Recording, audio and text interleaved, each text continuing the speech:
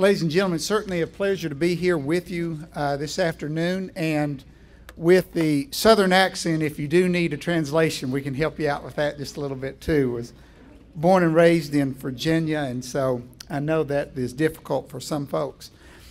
As we talk about some things today, and we know that we have a very short period of time and won't be able to get through everything this evening, but there are a few things that I'd like to present to you. We began working with brain-based learning a long time ago, almost 20 years ago, and we found out that if you can teach with how the brain actually attempts to learn, then you can be a lot more effective and you can be a lot more successful. And one of the things that we have found out is that if students are indeed more healthy, and if your teachers are more healthy, then a lot of positive things are going to happen. And I think most of you would agree with that. But I think the thing that is missing sometimes from some of the conversations that we have, sometimes we lack the factual information and the actual information to back up some of those claims. So, been working with brain-based learning a long time period. I've actually had the opportunity to present in about 20 different states. I actually had the opportunity to present at Harvard a few years ago, and I was talking to my wife and telling her about, did you ever believe in your wildest dreams that I would be able to present at Harvard? Because none of my parents graduated from high school. My sister didn't graduate from high school. We kind of have a tough situation, was able to, just because we had some good teachers and some good coaches, was able to make it through. And asked her, in your wildest dreams, did you ever think I'd be presenting at Harvard? Without even looking up, she said, well, sweetheart, you've never been in my wildest dreams. So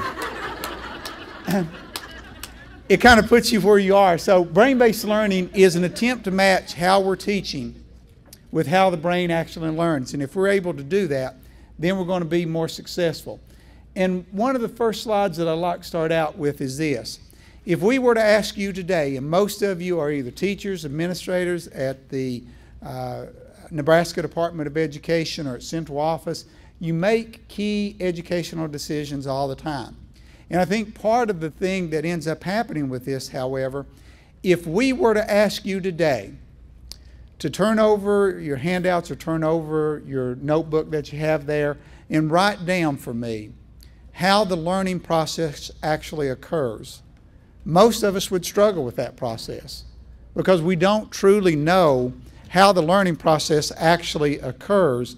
And if you were to take your car to a mechanic, you would want that mechanic to know how a car operates. If you took your daughter to a physician, you would want that physician to know how the human body works. And I think we're one of the few professions that are making some pretty critical decisions, but we truly don't know how the brain operates. And part of what we're doing is we're doing some things that are very much in opposition to how the brain actually works. And I gave this example in the breakout session that of all the activities that you can engage in, the one activity that creates more brain cells than any other activity is actually running. But in most school districts, we have cut out PE and we've cut out recess because we want more time on task. And so with a very strong purpose in mind in terms of being able to get a better academic result, we've done some things that are not very intuitive to how the brain works. Now, what we're going to do here next is we're going to take a memory test. So I'm going to show you a list of words. How many words or numbers can the average person remember? You can remember about 7 words or 7 numbers. Now, if you think about it, why do you think your phone number is 7 numbers? You think that's just accidental? They realized we had trouble if there were 8. Now, I want you to think about your Social Security number. Is it more than 7? It is, but when you visualize your Social Security number, do you actually see the hyphens? When you say your Social Security number, do you say 231 and then you pause, 19, and then you go ahead and say the rest of it? The reason why you do that, they realized when they put it together in one single number, you couldn't remember that. So look at these words. I'm going to give you 60 seconds to look at these words. Then we're going to ask you to remember as many as you can. And then we'll separate you into groups, those that got 7 or more, and then those that didn't. And as in the South, we always say, well, bless your heart if you're in that group. that didn't get 7, we'll work with you with that. But look at this, and you don't have to remember them in order. Just remember them. Remember as many as you can. So look at these words, and you're going to have to remember 7.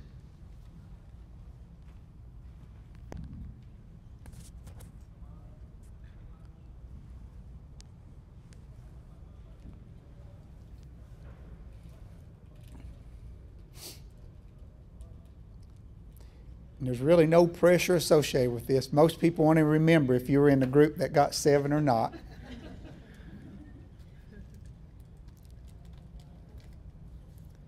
You've got about 30 seconds left.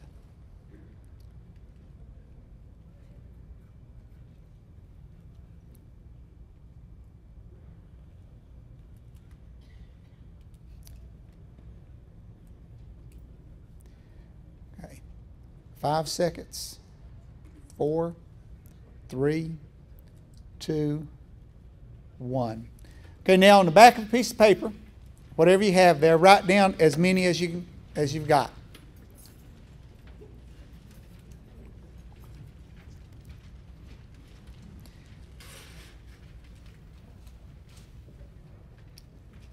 Now you can tell most people who get that 5th or 6th one and they can't remember the 7th one, then they start looking over at their buddy's paper. So this is an individual effort this time.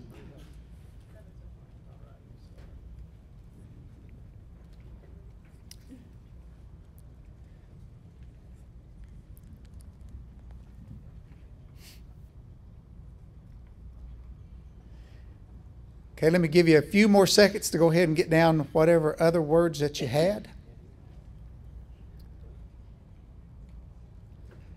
Remember, you got to have 7 to be average.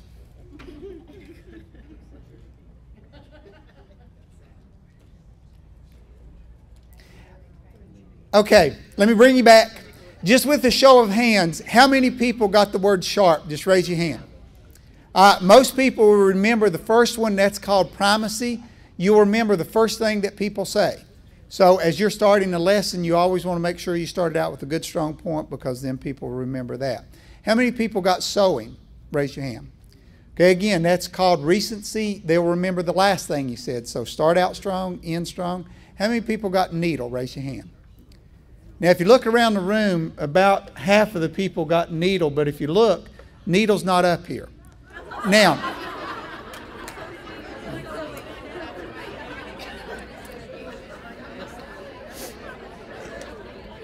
okay, now, if we had more time, we would take more time to process this, but I think all of you realize is that the reason why you got needle is, of course, everything up there is associated with it, and this is part of how the brain learns.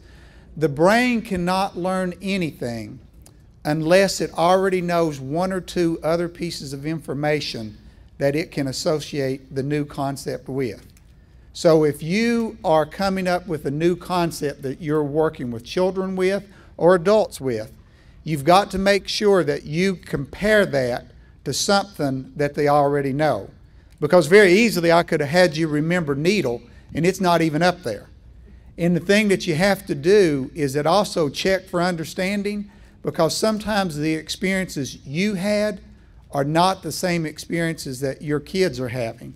And so as you give them these examples, you're thinking you're leading them straight to the answer, but they're thinking about something totally different. And so when you give them a test, they put down the word needle, and you realize, how in the world could you be that dense? It was never up there. And then we keep doing that. And the thing that we tell our folks is that if you keep doing this, you know, there is a slow learner in the classroom, but it's not the kids, it's us, if we keep doing things and don't understand it. Now, some of the things, we're all here today talking about healthy students, but there's a lot of challenges against that. There's an increased accountability piece. I've talked to several principals here today, a couple central office personnel.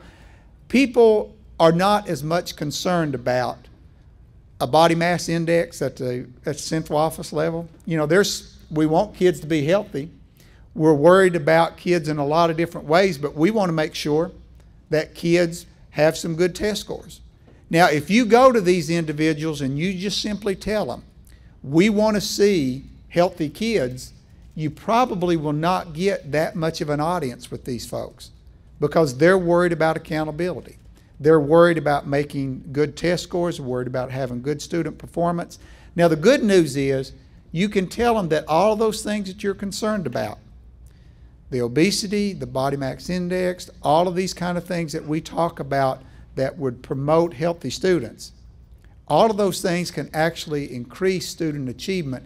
And if you know the right information, then when you go in, you can tell folks you need to be worried about this, because if you don't, it's going to produce some bad results. But a lot of folks are worried about accountability, and you've got to make sure that you lead your conversations to the thing that they're the most concerned about. Also, there is an expanded curriculum to teach. The schools have to teach everything in the world anymore, and then as that is expanded, it's very difficult to take on one more thing. And so we've got to find a way to incorporate that one more thing into the curriculum so it's not one more thing, or it's not seen as one more thing. Of course, there's an increased focus on math, language, arts. There's a decrease in the number of trained teachers to do this. There's decreased funding. There's increased competition with other interests. So all of these things are there, but one of the things that we did in our school, we actually ended up taking out some of the academic time, and we focused more on healthy students, and we focused on helping teachers become more healthy. And the thing that we did, even though we took away some time from academic areas and we actually helped kids to be more successful, you can see up on the chart here of the 135 school divisions in Virginia, we outscored 97% of them. So I want you to think about that for just, now we're not a high affluent county. We're from the coal fields of southwestern Virginia. As I said before, my mom and dad, neither one of those graduated from high school. My sister didn't graduate from high school. There's not a culture. Our kids, if they go into Tennessee, they think they need a passport because it's a whole different country. So we don't have a lot of individuals with a lot of wide experiences, but we're able to beat 97% of the school divisions in the Commonwealth because we're starting to do some things that are more equated to how the brain learns as opposed to just teaching for teaching's sake. Also in reading, we're 81%, science 71%, and in history 91%. So for a district that should be somewhere in the neighborhood of the 50%, we're actually beating some other school divisions doing an extremely good job at that because we're doing what needs to happen so that the brain can actually learn better. Now, learning is a physiological process. A lot of people think it's this mysterious process that doesn't have any kind of source to it or you can't explain it. But we do know a lot about learning, and we're going to go through some things very quickly to show you some of those things about learning so that you can begin to adapt your classrooms or your school divisions or your state into a state that actually works more effectively with kids. And most of it is tied in. If you help kids be more healthy, they're going to be better students. One of the first things is that the only thing that separates us from the rest of the animals is this prefrontal lobe. This blue part is the frontal lobe. This little tiny piece right here in the front is called the prefrontal lobe. That controls thought, planning, decision-making, emotion, rationale, creativity. That's the only thing that makes us different from any other animal. There's actually about 4 or 5 ounces of gray matter right up there in the front. And if we were to take that out, we're almost 99.9% the same thing as any other primate. A monkey, chimpanzee, any other thing. So this is the thing that actually makes us human. When does the prefrontal lobe actually develop in males? And ladies, I know that you say that it never does, but it does.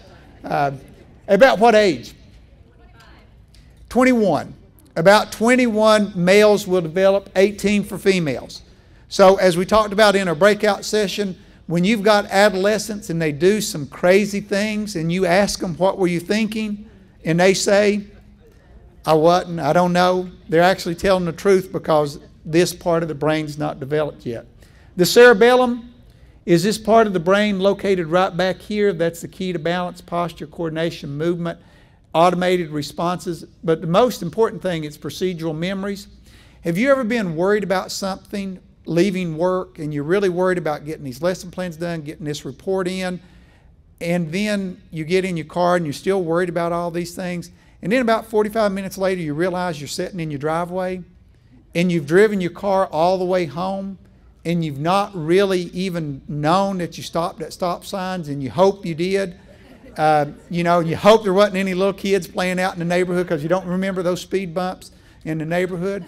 But this is what ends up happening, is that all of those procedures about operating a car and stopping at a red light, all of those are located right there. You don't need your prefrontal part of your brain to process any of that. Now, the other thing that ends up happening with this is that after you've talked to your kids about why they could not be out past 12 o'clock or 11 o'clock, you know, you can give them all those reasons. You know, you're 80% more likely to have an accident if you're with other teenagers after 12 o'clock, and, you know, and then your night vision is impaired a little bit with all of that. After you've gone through all those arguments and your kid still says, well, why can't I do this? What is your response? Because I said so. Now, that doesn't come from your prefrontal part of your brain. It actually comes from your cerebellum, because you've got about 5 other preloaded automated responses in there. This is my house, and as long as you stay in this house, you're going to do what I say. Because I'm your mother, and when you have your own children and go through the pain of childbirth, you can tell your kids whatever they, but as long as I say it. Now, the problem associated with that is this, is that when you tell your kids, and if it's in your classroom and you say, because I'm the teacher, I got a certificate right here that says I'm a teacher. When you get yours, you can run your class however you want to, but right now we're going to do it this way. When you tell your kids, because I said so, how many times do they say, well, Mom, that's all you had to say. That's all I needed to know. I won't do that then. How many times has that argument been the convincing argument and the kid said, fine, we could have eliminated all this conversation if you had just said at the very beginning, because you said so. Now, they've got an automated response, and it normally comes out before yours comes out. And what do they say? I hate you. I can't stand to leave this house. When all my other friends, they've got moms who love them. They let them do this. So now the problem that you have with this, if you don't understand this piece, if you start talking, and the reason why you have those particular speeches loaded in your cerebellum is why? Because you heard them for 19 years from your own parents, because that's what they told you. And what ends up happening with this, when you hear yourself talking like your mom, you need to stop talking, because you're going to push a kid in a corner. They're going to end up saying something from their cerebellum. And then that's where you get a profanity piece that would come in, or you get something that they will say something extremely hurtful that they don't mean. But then you've got to address that. If you're a teacher, you can't let some of those comments go, and then a kid gets into some serious trouble. So if you hear yourself getting into any of those conversations and you've gone from prefrontal down to cerebellum, you just need to walk away from the kids, because if not, some ugly things are going to be said, and then it's not going to be a good situation. Your amygdala is loaded right here in this part of your brain. Your amygdala is the alarm system. It controls the emotions. And the amygdala, the scary part about this is that about 80% of what we do is unconscious. You think that you have control over your own personality, and most people do. Most people think that, but that's not the case. About 80% of what we do is a subconscious, unconscious kind of reaction. And let me give you an example. Have you ever been driving down the road and you hear a great song on the radio and it just puts you in a great mood and you're happy for the rest of the day? Or you hear this song and it puts you in a real depressed mood, and then you start crying, and then you just stay depressed the rest of the day? What ends up happening with that is that song was connected to a pivotal point in your life at some point in time, either an exciting time or a depressing time. And whenever your brain hears that, the amygdala hears that song, it connects it with that experience, and then it releases neurotransmitters or chemicals to either make you feel good or to make you feel bad. Now, how much control do you have over that emotion once it kind of gets a hold of you? You don't have a lot of control over it most times. And even what you do normally is that if it's a depressive song that you've heard, then you start searching the rest of the channels for another depressive song. So the spiral just keeps going down. And then if it's a positive song, you try to search for positive songs. How many notes of that song does it take to put you in that kind of frame of mind? Take the whole song? It just takes a few notes. Think about the power of that for just a minute, though. Think about the power of how a simple thing of that nature could have such an impact on you. Now, if we had more time, I could lead you into more things about the amygdala and how important it is. But if you think that that song could put you in that kind of frame of mind that quickly, you could imagine how kids come to school and are destroyed by certain things with their amygdala because you have a prefrontal lobe to kind of think through it. They really don't. Let me give you another example that's probably even more powerful than this. How many times have you been with your spouse, your boyfriend or your girlfriend, and you've gotten in an argument with each other, and you know all you got to do is say you're sorry, and it will kind of end and things will go over and things will be okay. You're not going to be the first one to say you're sorry, yo. You hear your prefrontal brain say, listen, all you got to do is say sorry. You don't even have to mean it. Just say it, and it'll be over with, and then we can get back to being happy again. But then your amygdala says, don't you do that. Don't you let her get the best of you in this one. Let's both just stay miserable and show her. Now, as adults, and you've all been there, we've all been there. When your amygdala is strong enough to make you feel miserable, when you know all you'd have to do is say, I'm sorry. When it's that strong and you've got a fully operational prefrontal lobe that tells you to do different and you won't do it, imagine how a 13-year-old kid is struggling. That prefrontal lobe is kind of whispering, don't do this, and the amygdala is saying, go at it full blast. So as we're working with some therapy into some student wellness issues, you know, you're not going to compete against this emotional part very often. Now, the other part that I need to tell you about is for females, your amygdala is loaded with estrogen, and your amygdala is actually hardwired to the language arts section of your brain. So when you get emotionally invested in something, or you get emotional about something, what do you want to do? You want to verbally process it. And so you want to talk about it.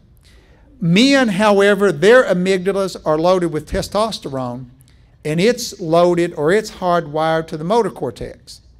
So when men get something emotional, we just want to fix it. And if we can fix it with a hammer or a screwdriver, that's even better. But what happens a lot of times in schools, either if it's between a teacher and a kid or between an administrator and a teacher, is that especially if it's a different sex, a male teacher and a female student, or a female teacher and a male student, or a male administrator and a female teacher, there's two different needs there when there's a problem comes up. The teacher just wants to be heard. If it's a female teacher, she wants to talk about it, wants to verbally process it. And the male administrator is always wanting to cut her off and just say, well, let's fix it this way. Well, I don't want you to fix it this way. I just want you to listen to me. But what ends up happening, because we're wired a little bit different in the brain, that creates a lot of problems. Now, if you're a female teacher, for example, if you've got a young boy that's in trouble, this is the way that it normally goes in the classroom. You set that kid down. The first thing in the world that a boy doesn't want to do is sit down and be inactive when they're physically or when they're upset and angry. They want to walk it off. They want to hit something. They want to punch something. So you set them down. Then you say, I want you to look at me when I'm talking to you. Every other male species that makes eye contact, what is that a sign of? It's aggression. It's a dominance piece. So first of all, you set them down. Second, you looked at them, which is the dominance piece. And then the third thing you say is what? Tell me what happened. And then you wonder why.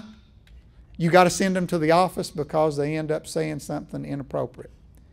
And so this is part of the reason why we talk about if you don't understand kind of how the brain works, you're going to end up finding yourself in trouble, and then you're wondering, why in the world did that happen? How did that go wrong? And these are some of the things that can really happen with the amygdala. Now, we're going to do this next example. What I'm going to do is I'm going to give you 2 questions. And then I want you to verbally give me the answer, okay? So in question number 1, then I'm going to say the question, you give me the answer, and then I'll give you question number 2, and you give me the answer, okay? Okay, what is the color of this igloo? What do cows drink? Okay. Now, for those of you that said milk, let me kind of explain to you what happens here. Now, this is how the brain works, and the brain is actually a pretty efficient piece. I told you beforehand that there was 2 questions. There's 1 and 2. You have the right and the correct assumption that 1 and 2 should be connected somehow, because if not, I'd have them on different pages. They wouldn't be 1 and 2. I wouldn't put them together. So what ended up happening here was, when I said the color of the igloo was white, you didn't see this one yet. Your brain goes ahead and eliminates every other possible answer from number 2 that's not white. So when you come to number 2, what do cows drink? It's got to be something white. Cows, white, milk. Now, you know that that would be, if we actually put that down on a test question and then you turned it in, we would think, my God, this is going to be a rough 4 years in 3rd grade for this kid, because they're going to be lucky to get out. But when you actually trace the steps back, you can see exactly why that particular answer came about. And what you want to do with kids is that you want to structure your questions so that you actually come up with the right answer. You can structure kids to make kids look dumb, or you can structure questions to have kids look incredibly bright and sharp. Because if some kid did raise their hand and they said white from this, and I said, my God, son, then it's going to be a situation what he's already realized in 33 milliseconds, because a kid will actually recognize your facial features quicker than they will your voice. And if you give them that sense of rolling your eyes or kind of looking like, man, you're the dumbest kid in the world, they already pick up on that, and they already believe they're the dumbest kid in the world. And so next time, they're not going to answer any questions. So structure things so that kids are successful. Now, these are some other things that we need to know for the brain. The brain is not really ready for the 21st century. And this is the example that I gave in my breakout session, but I want to give this here too because it's real important. This is the first generation of kids that will not have a higher life expectancy than their parents. And the reason for that is why? Childhood obesity.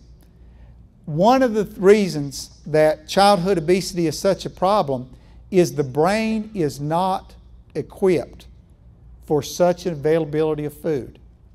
200 years ago, you had to eat every piece of food that you saw because you didn't know when the next source of food was coming around. You wasn't sure that there would be a next source of food. So if you saw food, you ate it. And for thousands of years, that's what the human brain did. When you see food, eat it. Now also, if some of you are on a schedule that you eat lunch every day at 11:35, on Saturday morning, are you hungry at 11:35? Regardless if you've just eaten breakfast or not?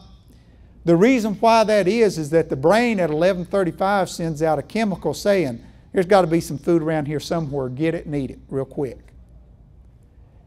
Because the brain has not made the change yet from a scarcity of food to an overabundance of food, it still sends out signals to every time you see food, eat it. Now what's going to happen in this country, and this is the sad part, is those kids who don't control that urge, they're not going to live very long. They're going to get stage 2 diabetes, they're going to end up having all kinds of other health problems.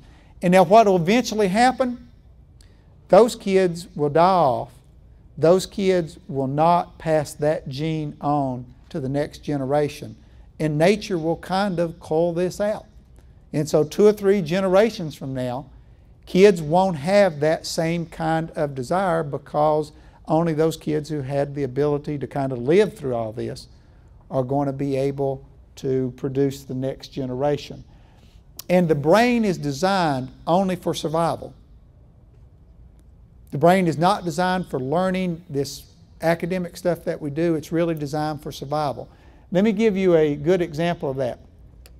When you are out in the cold, what's the first thing that gets cold on you? Your nose, your fingers, your toes, some of those kind of things. What ends up happening is that the brain says, listen, you're getting cold. My heart and my lungs, the temperature is decreasing. It actually sends out a neurotransmitter. It actually restricts the capillaries in your fingers. And the only way that you get warm is that warm blood from your heart goes out. It goes through your fingers. The heat then is absorbed by your fingers. Your fingers warm up. The cold blood returns back. You heat it back up and you send it out, just like radiator heat. But what your brain actually says to the rest of your body, listen, we're going to die if I can't keep my heart and lungs at a certain temperature. So I'm going to give up the things that I feel like I can give up and sacrifice and still survive. So it starts shutting down blood flow to those areas of your body it thinks it can give up and still live.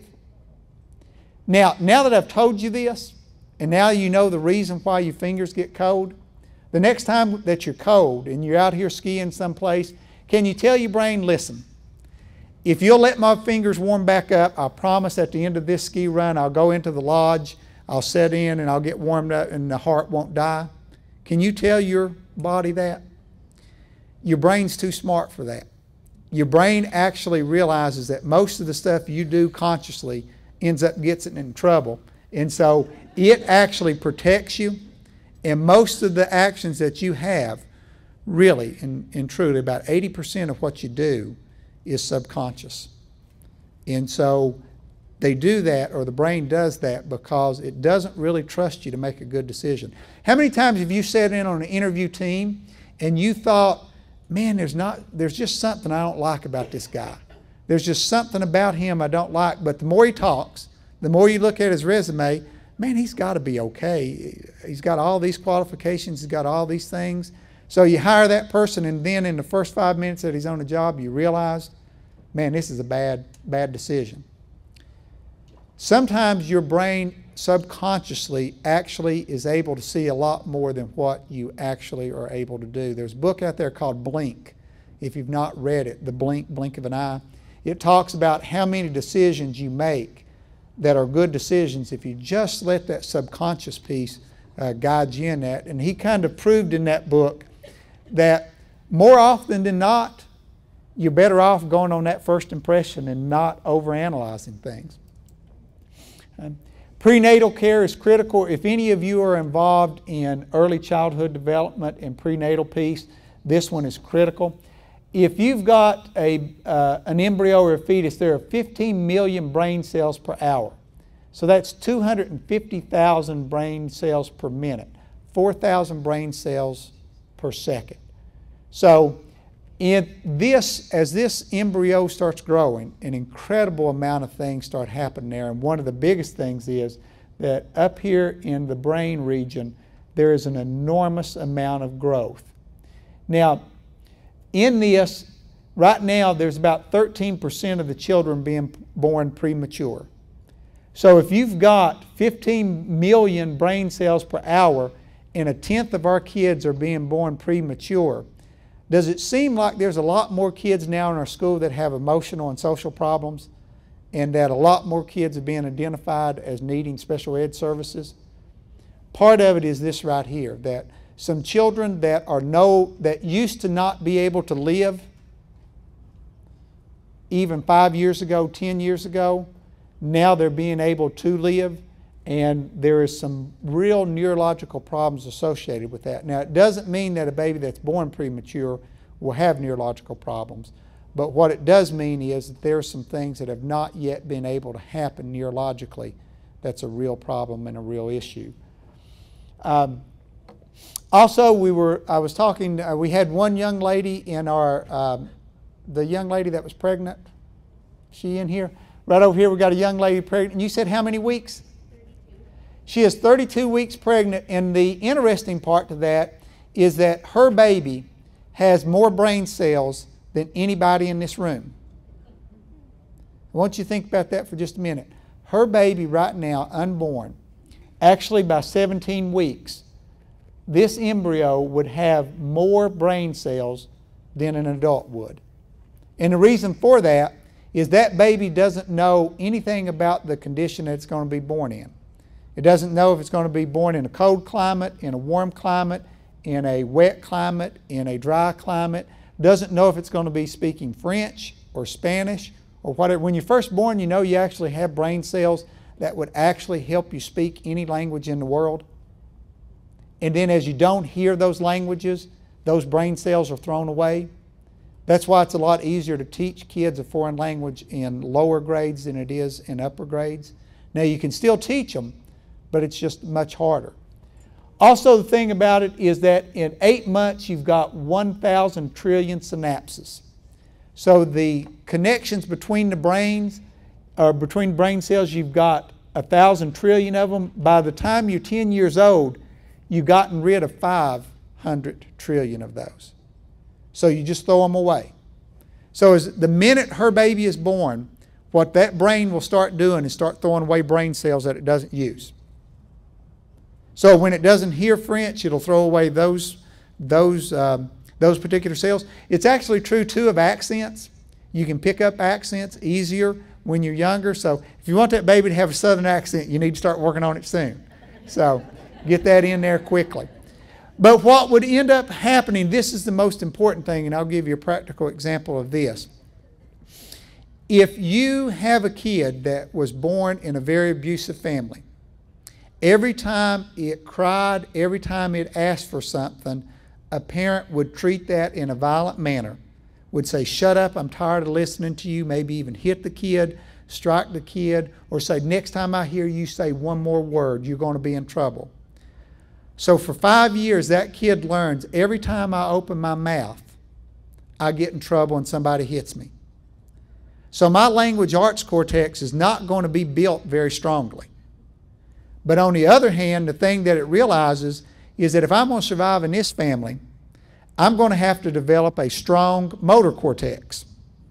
So I'm going to either have to be able to fight back, or I'm going to have to be able to run. So now, that same child that for all of these years have been taught, language arts cortex is not really the thing that's going to make me survive. It's going to be my motor cortex. So when we get to kindergarten, that kid is sitting around in the play center. He sees a toy that he wants from another kid. What's he going to do to get that toy? He's just going to hit the kid over the, and I was in the classroom that happened. This kid wanted a truck from this other kid. The kid wouldn't give it to him. He picked up a hammer, a little plastic hammer, hit the kid over the head, and while the kid was crying, he just took the truck. Now the teacher came over and said the same thing almost every kindergarten teacher would say. She said, "Joey, we got to use our what? We got to use our words to solve problems." This kid looked at her, and I mean, you could really tell him really processing things, because he was really struggling with this, because what he wanted to say, and I'm sure if he could articulate this, he would say it. Now listen, teacher, if I tell this kid, "May I have that truck, please?" what's he going to say to me?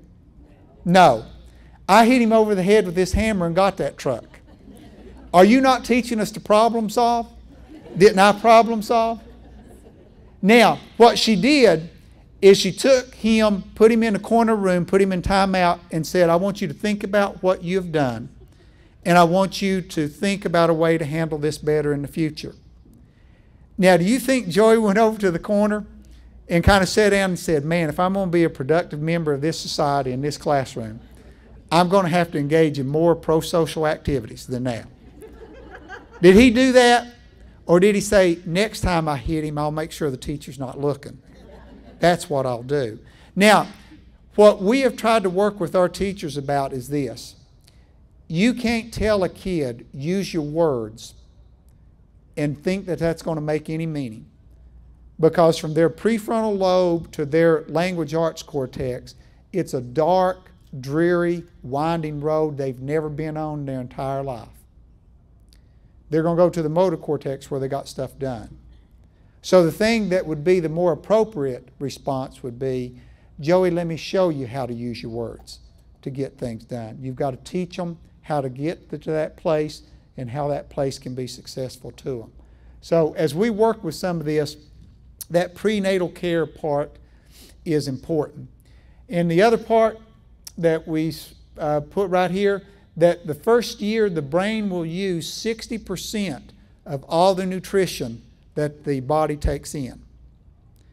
If you're eating and drinking the right stuff. How many of you at-risk kids are eating and drinking the right stuff?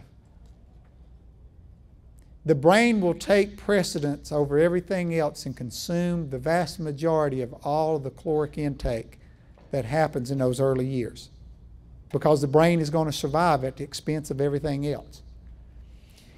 So this early childhood piece is incredibly, this part, everyone, I think most folks in here would know how spina bifida occurs. You know, it's what actually ends up happening is the brain forms, and then from the brain, this spine comes out that connects to the rest of the body. And then what happens in about the 4th week of pregnancy is that a spinal column begins to be encapsulated, because there's all kinds of toxic stuff inside of the sac that could get in there that would cause problem. So the spinal column actually fuses together and prevents that. If you don't have folic acid in your diet, then some stuff gets in there and causes some problems in the spinal column and in the brain, and then you've got all kinds of problems. The estimated cost to raise a child with spina bifida was about $2.5 million. What is the cost of providing folic acid supplements to an at-risk parent? It's minimum. It's less than $10 for the entire pregnancy. And what we don't do often is that we don't engage in some of this stuff proactively to take care of a problem that would be relatively or very easy to fix. But then we have an enormous cost on the backside when that ends up happening with that. And if you're not in early childhood, if you're in a district and you're not pushing early childhood education, I want to leave this fact with you. 80% of what a kid is ever going to be, intellectually, socially, emotionally, is already determined before they get into kindergarten. 80% of a kid's potential has already been established before they get to us. Now, elementary principals, high school principals, teachers, if you sat and looked at it, that anybody else could build a car, throw 80% worth of junk into it, park it in our classrooms when they're 5 years old, and say, we're going to hold you accountable for all of this on state standardized tests. Now, we know some junk may have got in there before, but we want you to fix it. Most of us would realize that, my God, I need to kind of back up and start working on some of this earlier, because if I don't, it's going to be very hard to deal with. So if you're in the nursing field, if you're in any of the public health field, trying to get to these at-risk parents quickly is a real problem. Because how many of your at-risk parents would know that they need folic acid? How many of them would even care if you told them, if you didn't have that right ready for them and ready to go? We could solve a lot of our problems that we have in the classrooms right now if we had simply take care of some of these issues right here. Humans need social interaction. You know, you can actually reduce stress in your life by 8%. Now, a lot of folks, all of us have stress. And some of it's good stress, some of it's bad stress, but all of us have stress. You can actually reduce stress in your life if you were to have a meaningful, positive conversation with another human being for about 20 minutes a day. Now, I want you to stop and think about this for just a minute, because this is actually part of the deal that shows how busy we are. If I were to ask you right now, do you have a positive, meaningful conversation with another human being 20 minutes a day, every day, how many people would raise their hands and say, yeah, I do that? I talk to my spouse, I talk to my best friend, I talk to somebody about something I love. Hunting, hiking, reading, poetry, music. I talked to somebody about that. Now, if you're like me, we get together with the rest of our colleagues and we talk about how crazy the Department of Education is. We talk about how crazy our school board is. And then our teachers and principals talk about how crazy the superintendent is in the central office.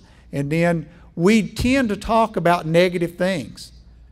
We tend to talk about things that are absolutely killing us, and what we don't understand by simply talking about those things that are killing us, it actually generates the same neurological experience as if it was actually happening. But if you talk about positive things, then actually positive neurological things happen to you. So try this in the next couple of weeks. Sit down with a friend and actually have something designed so that you can sit down and talk with those individuals for 20 minutes about something you love. Try to get away from school, try to get away from the health field, just try to talk about something you absolutely love, and your stress will go down by about 8%. Now, number 2 up here, if you had a kid, if you've got a 16-year-old kid, and you've got one kid that smokes 3 packs of cigarettes a day, but he's got some friends, and you've got another kid who is in perfect health, but he doesn't really have that many friends, the kid that's smoking 3 packs of cigarettes a day has a higher life expectancy than the kids who is in perfect health. I want you to think about that. That you could treat yourself horribly. As long as you got friends, you're going to have a longer life expectancy than someone who doesn't have friends. Third leading cause of deaths among adolescents in the United States is what? Suicide. How bad does it have you ever stopped to really think how bad does it have to be for a 16-year-old kid to say, man, I just can't do this anymore. This is just too hard to go on. Guys, when a 16-year-old kid kind of says that, and that's the third leading cause of death, you'd say, how in the world could that happen? Let me tell you part of why it happens. When you put your finger on a hot stove, do you have to think about that stove being hot? You just jerk it off real quick because there's a different part of your brain, the hypothalamus, actually part of your brain actually reads that. And you feel an intense pain there. When you feel socially isolated, the same part of your brain that lights up as when you experience physical pain, that same part of your brain lights up. So when a kid comes to you in the middle school and says, teacher, nobody likes me, it's like him putting his finger on a hot stove and saying, teacher, my finger's on a hot stove. Now what do we say? Oh, go on, you'll find some friends. Out at recess, all of you at-risk kids, especially if you're elementary, where are all of you at-risk kids if they're not standing on the wall or sitting down because they've not done their homework? Where are a lot of those at-risk kids who don't feel real sure about themselves? Where are they? Not a lot of times they're right beside of you. They're trying to get right close to you, and when they get close to you, what do? You push them away because you say, I need you to go out and find somebody to play with. Well, nobody likes me. Oh, go on, they do like you too. Now really what you're saying is, listen, I need about 5 minutes away from you guys because I'm going to snap and kill somebody, and I just need a break. But you try to get those kids away from you. Now what you're saying to those kids in reality is this. That kid has come to you and said, teacher, my finger's on a hot stove. I can't get it off. Help me out. And you're telling them, well, go find another hot stove. It might not be as bad. Don't worry about that hot stove. It won't last that long. You'll grow up. You'll be tough, and it'll make a better person out of you. Guys, if you had to go to school every day and you had to put your finger on a hot stove and you experienced that same kind of physical pain, how often would you have to do that until you kind of realize, man, this ain't much of a life? Let me give you a practical example of this. We had this young lady when I was in Colorado. She had moved into our district, not a very popular kid, was actually a kid that was struggling in a lot of different ways, was very sexually active because she had such low self-esteem, so she was trying to do some things to gain acceptance from a lot of folks. We finally worked it out that we got her on the volleyball team to try to get her engaged in on some things. So one Thursday, all the kids had their uniforms on, and I was standing there with the middle school principal. all the middle school girls were kind of arranged there that had their jerseys on. And if you've not worked in a middle school, the most vicious animal on the planet is a teenage girl. They can be vicious. And what ended up happening when Beth got off the bus, she saw the girls and she started moving over to get into the group. Without thinking, without any kind of clue, that whole group of girls moved away from her. The principal and I just watched them move away. Now, Beth was not smart enough to pick up on the physical cue that, hey, you don't really belong with us. We don't want you in here. So she went on over there. She actually tried to get inside the circle to talk to the kids, and we saw the kids actually closed ranks, went shoulder to shoulder, and she was trying to get a shoulder in, and they were actually squeezing together more, and she couldn't get in. Now, at that point in time, she kind of realized, I'm not wanted. She went over to the picnic table, sat down on the picnic table, put her head down on the picnic table, and just started crying. Now, 10 minutes later, she was in a science class and talking about the scientific method. How much of the scientific method did she pick up on that particular day? Now, we could have changed the curriculum. We could have done different instructional practices. But what the principal and I did, because we knew a little bit about this, is we talked to one of the girls. We said, Laura, listen, what you all did today was inexcusable. This is not something you need to... Well, what did we do? We didn't do anything. And she was honest. Didn't really realize. Tomorrow, when she gets off the bus, I want you to invite her into the group. I want you to talk to her about it. Well, we'll do that. We'll do that. And so then the next day, Beth got off the bus. They hollered at her to come on over. She came into it and then felt like $1 million. So now, sometimes I think if we only looked at test scores, you would change the whole curriculum and change instructional practice, but really what you need to do is kind of work with some kids in terms of some things that really mean some different kind of things to them. In this part, we are not really scheduled to be an alone animal. We are scheduled to be a herd animal. We want to be part of a group. And it's even more so for females. If we have time today, we'll talk about a little bit of difference between male and female brain, but the female brain definitely wants to be part of a group. And the only way you can be part of a group is to exclude certain people, because if you don't exclude certain people, then you don't really have a group. It's just open to everybody. And so that's why girls at the middle school level can be so cliquish. The brain is very susceptible to mental illness. We are not really prepared to live as long as we do. Our brain is not really designed to live these long periods of time or deal with the complex things that we deal with. And so many of us are very susceptible to mental illness. And one of the things I want to talk to you about is that 20% of the folks are actually diagnosed with some type of mental illness. So what I want you to think about here is look around the room. Every fourth person is mentally ill.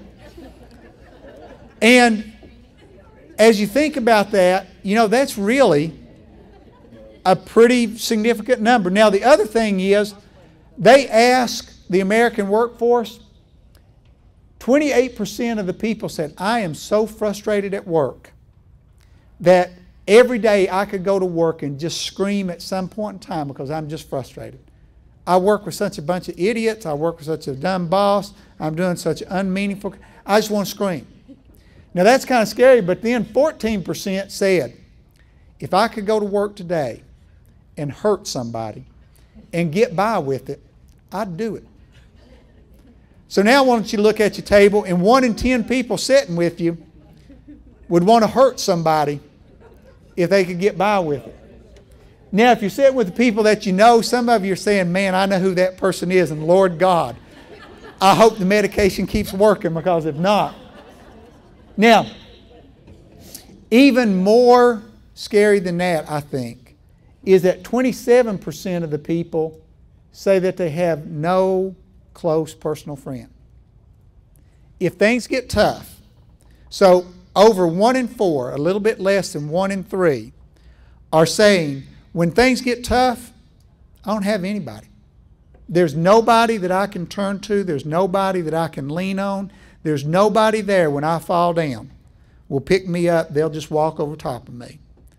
Now, guys, if that is an attitude that 27% of your colleagues have, we've got to start understanding that us being successful singly is not going to cut it in this profession anymore. We've got to make sure that everybody understands that the degree of success that I have is entirely dependent upon the degree of success that each one of my colleagues have.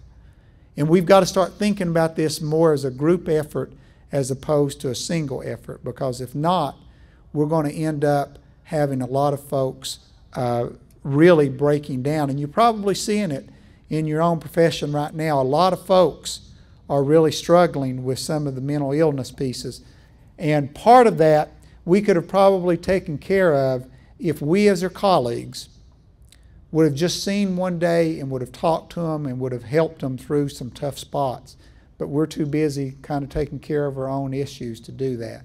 And so we need to take some time, not to only help out kids, but we need to take some time to help out each other, because that old poem about the Holocaust, that when they come for the Catholics, I did nothing because I was Protestant. When they come for the socialists, I did nothing.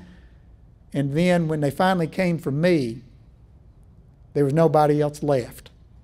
And I think that's where we are sometimes, that we're so worried about our own self that we're not very focused on protecting other people. But we've got to take care of ourselves, and we've got to take care of other individuals around us. So if you're talking about a school wellness program and you want to get an administrator's attention, ask him to look at the end of the year report on your insurance about, now it won't list, different states do it differently because you have HIPAA laws that won't show you the individuals, but you do have a report that will show you what medications are.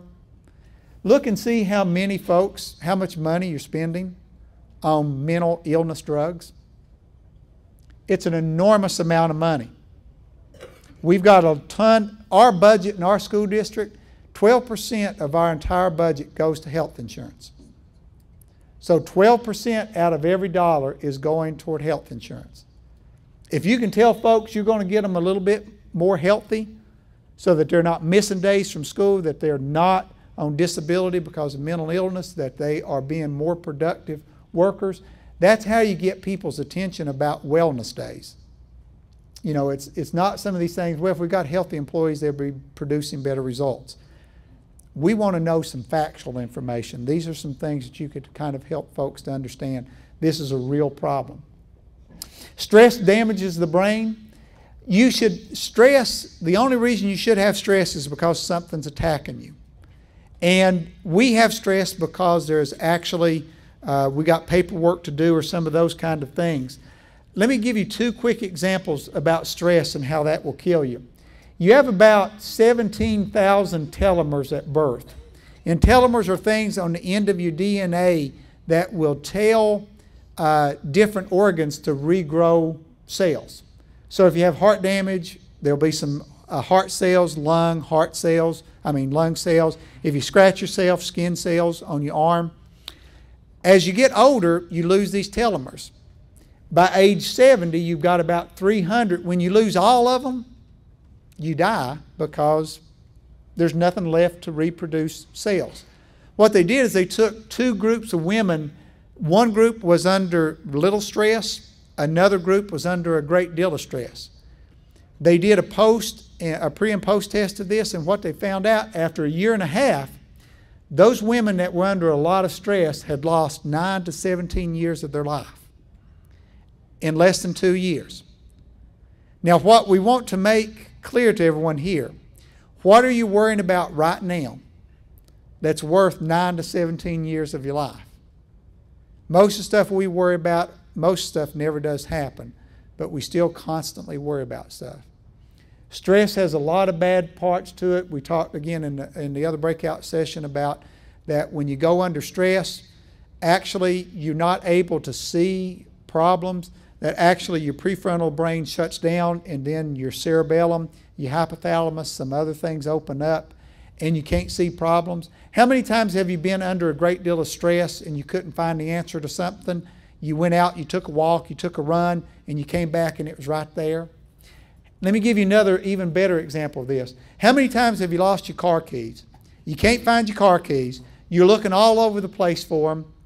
Or you're looking for a report that you're supposed to bring to a meeting. You look everywhere for that report. You can't find it. So then you go ahead and get another report that kind of looks like it, and you go on to the meeting because you don't want anybody to know you can't find your report.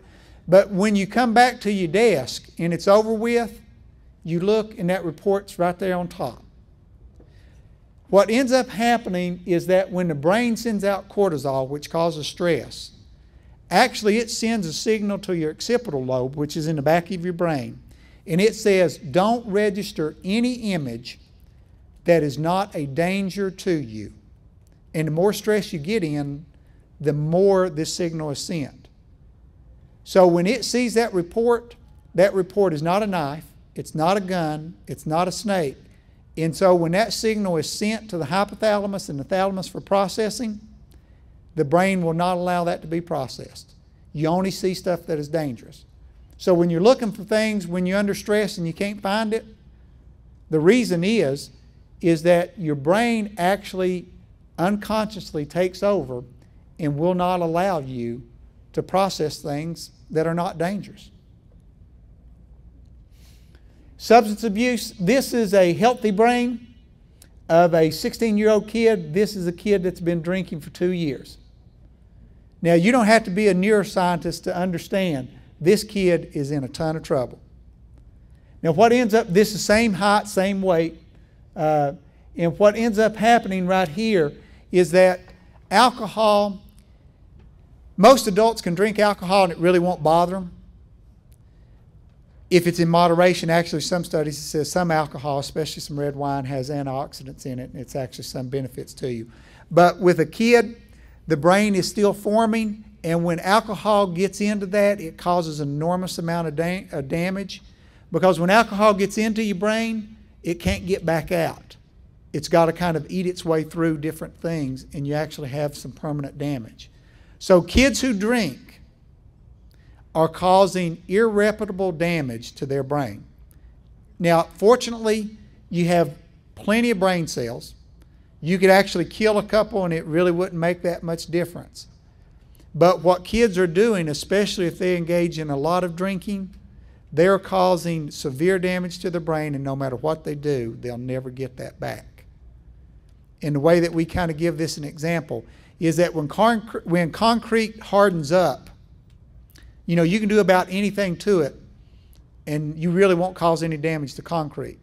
But when it's still kind of developing, if you mix different things into that, then you can hurt the integrity of that concrete and some problems will happen. So if you're working with kids and you're working with alcohol and drug abuse, this is part that you need to look into a little bit more, is that some folks will say, a little bit of drinking, as long as they're not driving, will be okay. That is not true. That actually alcohol and substance abuse causes irreparable damage, and these kids will be permanently impaired for that. There's a lot of other things we will not be able to get into today because our time period is up, and I'd like to leave you with a couple thoughts of that. God certainly didn't give anybody everything, but He did give everybody something.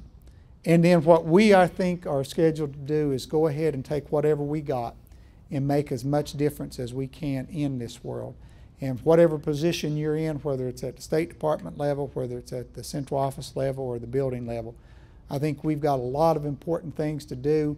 And leave you with this one thought. I raised this one kid when I was an elementary principal. I should have listed him on my tax returns because I paid for everything that kid had. I paid for him to go to Washington, D.C. I paid for his high school album every year. I paid for every field trip that he went on. And when I left that elementary school, one of the teachers had all the kids write a little something about what they loved most about Dr. Perry. So I had everything from little crayons, you know, of pictures of that, to some pretty good essays. And I was kind of interested to see what Shane wrote because, Lord God, I'd done everything in the world for him. And as I looked at his, Shane said, the thing that I like most about Dr. Perry is, one day I was sitting on a bench, and Shane did come from a horrible, horrible life. It was a situation that his dad left, his mom was on drugs all the time, and he was just a mess. He came into my office one time and said, Dr. Perry, I know that you said if I go without getting in trouble for 2 weeks that we'd go fishing. He says, it's the end of this week and I've not gotten in trouble, so let's go fishing. I said, Shane, no, we can't go fishing today. You know what the deal was. You had to go 2 weeks. He walks out of the office. He comes back about 5 seconds later. His little head's down. He looks at me and he says, now you and I both know I ain't going to make it another week. He said, so why don't we just call it even and go fishing? But when I looked at Shane's thing, he said, the thing that I remember most is that we were sitting out on a bench one day because I was in trouble, and that's where Shane always was. He always got in trouble, so at recess he had to sit there. And I sat down beside him, don't even remember it. And he said, the thing I remember most is that you let me lean into you a little bit, and you smelled a little bit like Dad used to smell, and just for a minute I thought I was safe. And that got me through the rest of the day. Now, you know, guys, I probably spent $300,000 on this kid. I probably took him hunting, fishing, did everything else with him. All that kid remembered was one day. You just gave me a little bit of peace, a little bit of serenity, a little bit of comfort. Guys, you don't have to save the world to make a difference. All you got to do is remember sometimes there's very little things that are actually needed to make a difference, and you can do a lot of those things in a lot of ways by just paying attention to some folks around you. And the things that you have done that's made the most difference, you probably don't even realize those things, but that should even more reinforce our belief to do some good things to people to make this world just a little bit better place. So sorry that we didn't get through everything. My contact information is on this page. Also, we're going to post it on the website. Individuals have access to the PowerPoint and some of the information I didn't go over. If I can be of any assistance to you, you can contact me through this information, and I will be happy to help you. I thank you for letting me speak with you today and share some thoughts with you, and I wish you the very best. Take care.